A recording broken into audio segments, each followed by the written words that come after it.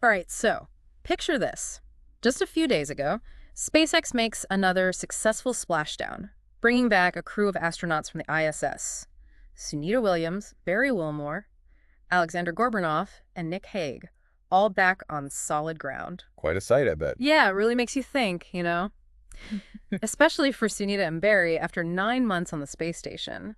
And just to add to the whole thing, they made their return in Boeing's Starliner. Oh, wow, that's interesting. So they didn't come back in a Dragon capsule, huh? Nope, the Starliner this time. Got But it. for people who really follow this stuff, like our listeners who love getting deep into these topics, especially those maybe prepping for exams that cover, well, pretty much everything, there's a whole other side to this story that's worth exploring. No, I bet. What are you thinking? It's the recovery process. Like, what happens to these astronauts after they get back? Their bodies have been in microgravity for months, getting them back to full health, back to Earth's gravity. That's a whole science in itself. Absolutely. It's easy to get caught up in the excitement of launch and landing, but the post-flight recovery, that's where things get really fascinating.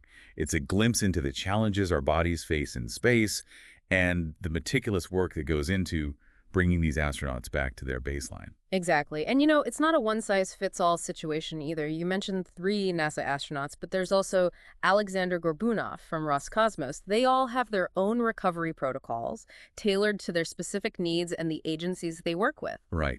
Different approaches. But ultimately, the fundamental questions remain the same.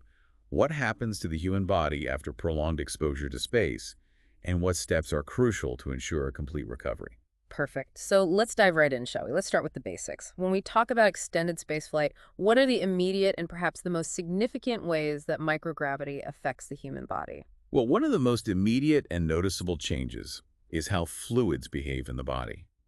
You see, without gravity pulling fluids down, they tend to shift upwards towards the head and chest. Interesting. So everything kind of floats up. In a way, yes. We call it cephalid fluid shift. This can lead to a puffy face, stuffy nose, and even changes in vision because of the pressure on the optic nerve. Wow, I never thought about that. And that's just the beginning. Microgravity also has a major impact on muscles and bones. Since they don't have to work against gravity, they start to weaken and lose density. So it's not as relaxing as it sounds then, huh? You'd think floating around would be easy on the body. Not quite. It's almost like being an athlete who suddenly stops training. Without the usual stress and load, the body adapts, but not in a way that benefits it in the long run, especially when returning to Earth. Right, right. And I know astronauts on the ISS, they have these intense exercise routines, so why isn't that enough to counteract the bone and muscle loss entirely? It's a good question. Those exercise routines are incredibly important. They use specialized equipment to simulate resistance training and cardio. But even with all that, they can't fully replicate the effects of Earth's gravity. Ah, I see. So it's like, even if you're working out, the type of force your body experiences matters. Exactly. It's a matter of different stimuli, different types of stress on the body. Plus, bone remodeling, the process of bone renewal, is significantly influenced by the mechanical forces of gravity. Without that constant pull, the signals that trigger bone rebuilding get weaker, leading to bone loss despite exercise. That makes sense. So it's a combination of factors. Yeah. The exercise itself and the unique environment of space. Precisely. And of course, nutrition plays a key role too, especially making sure astronauts get enough calcium and vitamin D.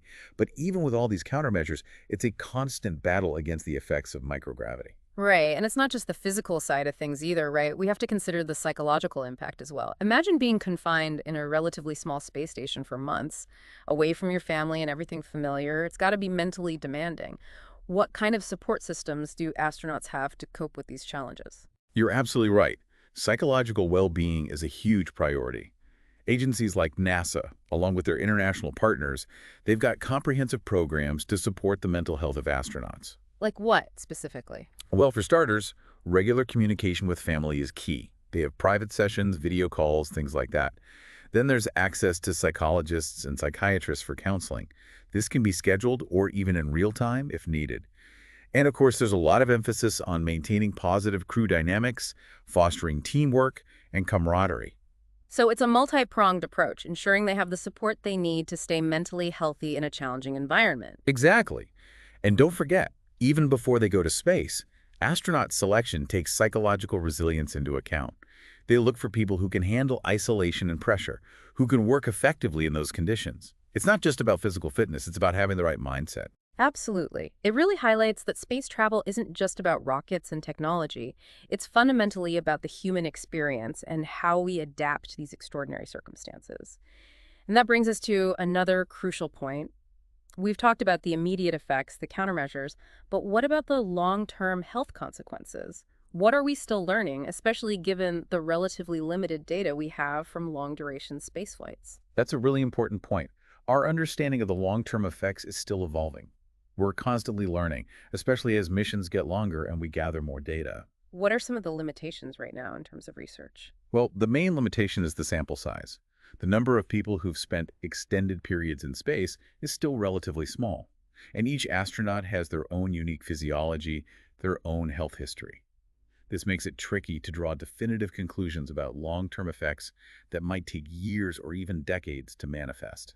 Makes sense. It's like trying to understand the long-term effects of a new drug with a very small test group. It takes time and a lot more data. Exactly. But the research is ongoing, and we're getting better at identifying potential risks. Longitudinal studies, which track astronauts over many years, are crucial in this regard. It's essential as we plan for even more ambitious missions, like sending humans to Mars. Right, Mars. That's going to be a whole other level of challenge. And there's also this fascinating aspect I wanted to touch on, this idea of potential gender-based differences in how men and women respond to spaceflight. Can you tell us a bit about that? Yeah, that's an area of active research. There have been some indications that there might be differences in how male and female bodies adapt to the space environment. Really? In what ways? Some studies suggest that women might experience bone loss at a different rate than men, for instance, or that there might be variations in how their cardiovascular systems respond to microgravity. But it's important to emphasize that the data is still preliminary. We need more research with larger and more diverse astronaut populations to confirm these findings. So it's an intriguing area of study, but we need more data before we can say anything definitive. Exactly. But understanding these potential differences could be crucial for personalizing countermeasures and ensuring the health and safety of all astronauts on future missions, regardless of gender. It emphasizes the importance of having a diverse astronaut corps so we can learn from everyone's experience. It's all about inclusivity and ensuring everyone who ventures into space can do so safely and effectively. Absolutely. And it also highlights how much we still have to learn and how exciting this field of research is. We're constantly pushing the boundaries of what we know about the human body and its resilience. Now let's bring this back to the recent SpaceX crew. They've just completed a 9-month mission, a significant amount of time. And I understand that NASA has updated its medical protocols in recent years. How have these updates influenced the post-flight recovery process for astronauts returning from such long-duration missions? That's right. In 2024, NASA's Office of the Chief Health and Medical Officer came out with these updated guidelines. They cover everything from pre-flight prep to in-flight monitoring, and of course, the crucial post-mission recovery phase. So it's a very comprehensive approach. Oh, absolutely. And one of the key updates is the focus on tailoring post-mission treatment plans to the specific mission. So for astronauts who've been up there for a long time, like Sunita and Barry, their recovery programs will be designed to address the unique physiological changes that come with extended exposure to microgravity. It makes perfect sense. Someone who's been in space for a few weeks will likely have different needs than someone who's been there for close to a year. Precisely. The longer the mission, the greater the potential for deconditioning and the more focused the recovery plan needs to be. Now, while astronauts are still on these long missions up on the ISS, what kind of monitoring do they undergo to track their health and prepare for their eventual return? Well, for any mission lasting over 30 days, astronauts follow a strict self-evaluation schedule. They fill out these detailed health reports. How often? It starts with reports every 2 weeks, then they switch to every 3 months, then 6, then 9 months after launch. And all these reports, they get reviewed by the crew medical officer. Wow, so it's pretty thorough. And beyond those self-assessments, are there any other check-ins? Oh, absolutely. During their first week in space, they have daily private conferences with flight surgeons. After that, it becomes weekly check-ins. And before and after any demanding activity, like a spacewalk, there are additional assessments to make sure they're doing okay. So it's a continuous loop of monitoring and data collection throughout the entire mission. Exactly. You want to stay on top of things, track any changes, and make sure you're prepared for any potential issues. Right. And aside from the self-reporting and the conferences, what about specific medical tests? What kind of routine health checks do they do up there? Oh, there's several. Every 3 months, they have hearing and eye exams to monitor for any changes. They also measure their body mass monthly to see if there are any significant fluctuations. Makes sense. And what about things like blood work? They usually collect blood and urine samples around the 6-month mark, or more often if needed. And they use ultrasound to regularly monitor blood flow and circulation, looking for any signs of potential issues like deep vein thrombosis. So it sounds like they're really proactive in terms of monitoring their health. Absolutely, you have to be in an environment like that. And of course, radiation exposure is constantly monitored, and they regularly assess their muscle strength using the equipment on board. It's all about staying ahead of any potential problems. Now let's fast forward to the return. The SpaceX crew splashed down on March 19th. What happens immediately after they're back on Earth? What are the first steps in that post-flight rehabilitation process? Well, the moment they're out of the capsule, a whole team of medical professionals is right there. Ready and waiting. Exactly. They start with a series of health assessments, basically a top-to-bottom check to see how they're doing. And that kicks off a structured rehabilitation program designed to help them readapt to Earth's gravity and get back to their pre-flight fitness levels. And each astronaut has their own personalized plan, right? Absolutely. NASA develops individualized plans for each astronaut based on their specific needs.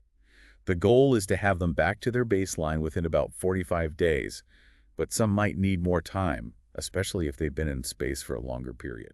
So on that first day back, what are some of the key medical assessments they undergo? What are the immediate priorities? Right off the bat, they do a full physical exam, a thorough neurological assessment, and an electrocardiogram, both resting and while moving around. To check their heart function. Exactly. They also get a comprehensive eye exam and a skin check. And of course, they collect blood and urine samples for analysis. So it's a very thorough checkup to make sure everything's okay. Absolutely. They also do a test for orthostatic tolerance. This checks how well their bodies can regulate blood pressure when they stand up. Ah, so like to see if they get dizzy or lightheaded. Exactly. After being in microgravity, that can be a real problem. Your body has to relearn how to deal with gravity's pull on your blood flow. And I imagine those initial assessments are just the beginning. What kind of follow-up examinations do they have in the weeks after their return? They have follow-up exams at 3 days, 1 to 2 weeks, and then again at 2 months. Plus, they'll do any additional tests as needed, depending on the initial findings and how each astronaut is progressing. So it's a very carefully monitored process. Oh, definitely.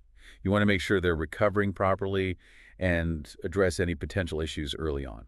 And we've talked a lot about the physical aspects of recovery, but there's the mental side of things too. What role do mental health professionals play in this post-flight period? Oh, mental health is just as important as physical health. Mission psychologists work closely with the astronauts to help them process their experience, readjust to life back on Earth, and reintegrate with their families and social circles. So it's about ensuring a smooth transition back to their normal lives. Precisely. They might offer individual counseling, group therapy, or other strategies to help them cope with any stress or psychological after effects of the mission. It's a crucial part of the overall recovery process. Absolutely. And then there's the physical rehabilitation itself. What does that look like in those first few weeks and months after they're back? Physical rehab is essential. It's all about helping them safely and effectively readapt to Earth's gravity, prevent injuries, and regain the muscle strength, bone density, balance, and coordination that might have been affected by their time in space. So what happens in that first week back? Are they immediately hitting the gym? Not quite. They ease into it. On the day they return, the doctors and a physiotherapist assess if massage therapy might be helpful for muscle soreness and circulation. Then, during that first week, they focus on gentle reconditioning, about 2 hours a day. What kind of activities do they do? It's like using an elliptical machine, stationary bike, rowing, walking exercises, and lots of stretching to improve flexibility. It's all about getting their bodies moving again in a safe and controlled way. And as they progress, does the program get more challenging? Yes, as they regain strength and stability. By the second week, they might start light jogging and do some water exercises or play ball games. It's all about gradually increasing the intensity and complexity of their movements. I see. So it's a very gradual process, always monitoring how they're responding and adjusting the program as needed. Exactly. And the medical and physiotherapeutic teams are with them every step of the way, making sure they're progressing at a safe and effective pace. And ultimately, what are the specific goals of this rehabilitation program? What are they aiming to achieve in terms of the astronauts' physical recovery? They're focused on several key things. Restoring aerobic capacity is a big one, so they can handle sustained physical activity again. Then there's rebuilding muscle strength and endurance, and of course, regaining bone density is essential for their long-term health. They also work on improving balance, agility, coordination, and their sense of spatial orientation, which can be thrown off after being in microgravity. So it's really about getting them back to their peak physical condition. Exactly. And the ultimate benchmark is for them to regain their pre-flight levels of fitness and be able to perform all their duties without any limitations. So when they reach that point, they're cleared to go back to work, essentially. That's right. Once the medical team gives them the green light, they can resume their normal duties, whether that's mission planning, training, or even potentially flying another mission in the future. It's a rigorous process, but it's designed to ensure their long-term health and well-being after their journey into space. Well, this has been a truly fascinating deep dive. The whole process of astronaut post-flight recovery, it's incredibly complex and so personalized. It really shows just how amazing the human body is, how it can adapt to these extreme environments, and how much effort goes into ensuring the safety and well-being of these astronauts. Absolutely. And for me, the most fascinating part is the level of detail in those initial post-flight assessments. All the tests, the monitoring, it really underscores how profoundly even a relatively short stay in space can affect our physiology. And it really makes you think about the future, about longer missions like going to Mars.